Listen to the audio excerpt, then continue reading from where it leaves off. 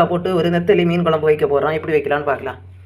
தேவையான பொருட்கள்: ஒரு கைப்பிடி தேங்காய், நல்லா ஃபைன் பேஸ்ட்டாக அரைச்சி எடுத்துகிட்டு வந்துடலாம்.